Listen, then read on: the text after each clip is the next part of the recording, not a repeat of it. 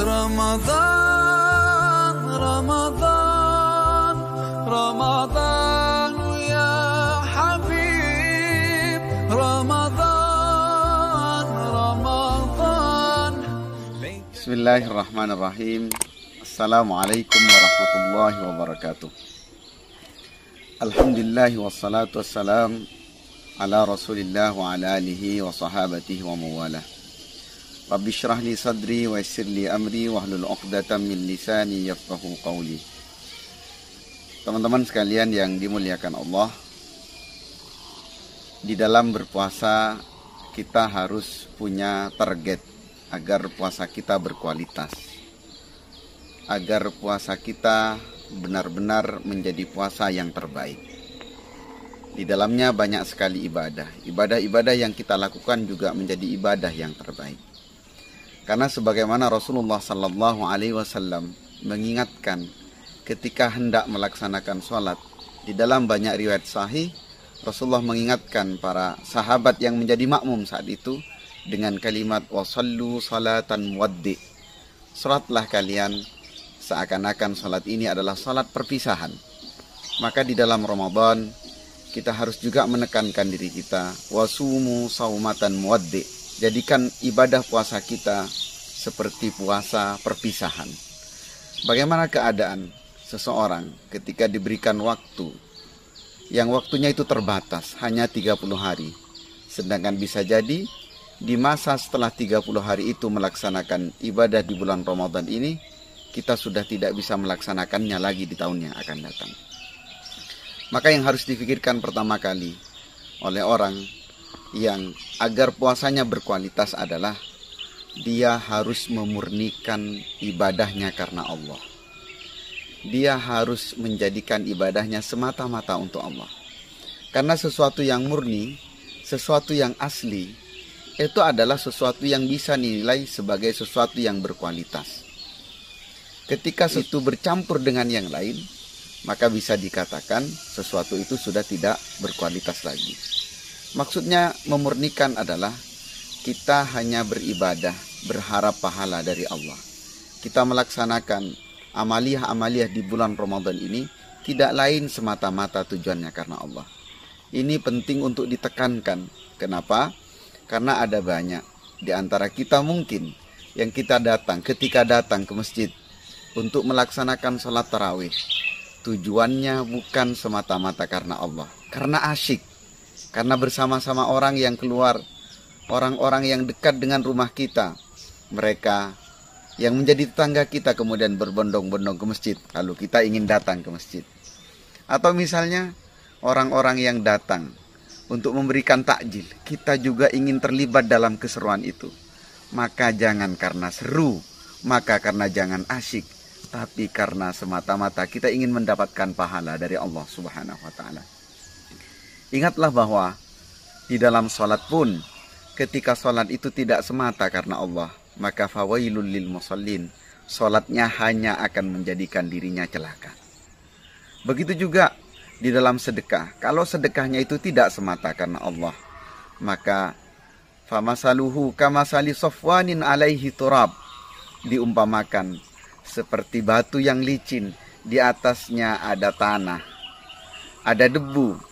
Fa'asabahu wabilun, lalu tiba-tiba ada hujan yang deras, fatarakahu salda, lalu kemudian batu yang licin itu tidak menyisakan apapun kecuali yang licin itu, tidak ada lagi tanah yang ada di atasnya. Mengapa? Karena diibaratkan seperti orang yang bersedekah tidak ikhlas karena Allah, semua pahalanya menjadi hilang. Begitu juga dengan puasa kita. Maka kita berpuasa, kita menahan diri, tidak makan, tidak minum, menahan hawa nafsu kita melaksanakan ibadah-ibadah yang lain, membaca Al-Quran, berzikir, semuanya harus semata-mata karena Allah. Kemudian yang kedua, agar ibadah kita berkualitas, kita mesti tahu ilmunya, kita mesti tahu tuntunannya, bagaimana Rasulullah Sallallahu Alaihi Wasallam melaksanakannya. Kalau kita di antara kita mungkin ada teman-teman yang aktif di pendidikan, mesti tahu bahwa setiap 5 tahun sekali ada yang disebut dengan akreditasi. Agar nilai kita menjadi baik, agar amal kita menjadi baik, kita harus tahu apa poin yang akan dinilai oleh seorang akreditor atau oleh tim penguji. Kenapa? Agar kita bisa maksimal terhadap poin-poin itu. Di dalam ibadah Ramadan kita juga harus tahu, harus mengerti mana waktu yang harus kita maksimalkan untuk membaca Al-Quran, mana waktu yang harus kita maksimalkan untuk berqiyamul lail, mana waktu yang harus kita maksimalkan untuk bermunajat minta kepada Allah. Karena sesungguhnya di hari-hari bulan Ramadan itu dan malamnya ada waktu-waktu khusus di mana kita bisa melaksanakan sesuatu itu lebih utama dibanding dengan yang lainnya. Mengerti juga tentang persoalan-persoalan yang dapat membatalkan pahala puasa kita. Tidak hanya kita beribadah menahan diri lapar dan dahaga, menahan diri sebagaimana orang lain, tidak makan, tidak minum. Tetapi kemudian kita juga tahu apa hal-hal yang dapat menyebabkan pahala kita, pahala puasa kita menjadi batal atau menjadi hilang.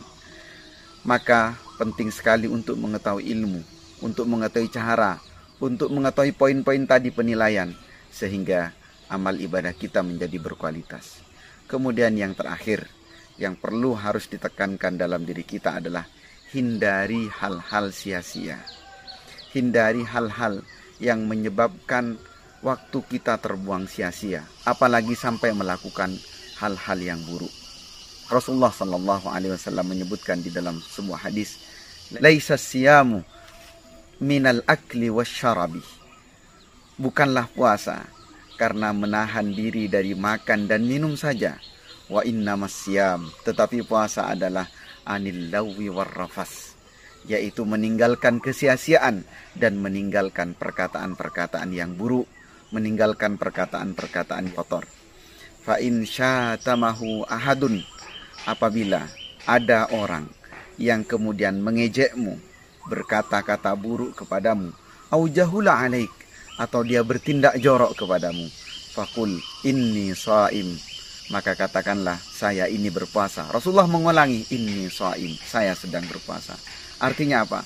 Kita ini sebagai orang yang berpuasa, agar puasa kita berkualitas, hindari hal-hal yang sifatnya pertama membuang waktu.